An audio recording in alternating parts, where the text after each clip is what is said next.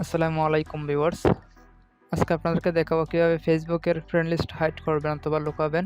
আমি ফেসবুক এবং Facebook light দুটো থেকেই দেখাবো কিভাবে ফেসবুকের ফ্রেন্ড লিস্ট লুকাবেন। তাহলে চলুন কথা না বাড়িয়ে ভিডিও শুরু করা যাক।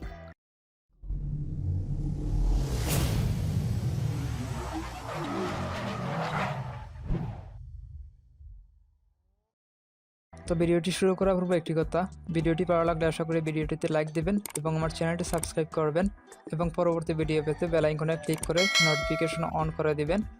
তাহলে চলুন শুরু করা যাক। প্রথমে ফেসবুকের মেইন সফটওয়্যার থেকে দেখাবো। তো ফেসবুকে লগ ইন করবেন,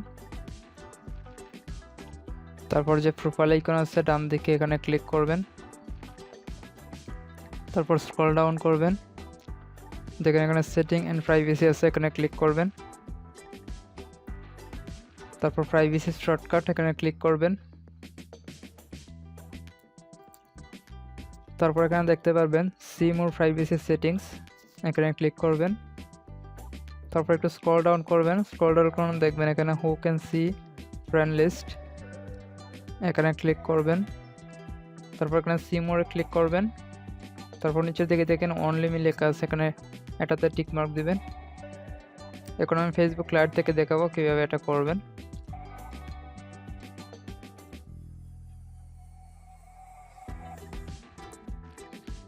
তো এখন আমি ফেসবুক লাইটটা ওপেন করব।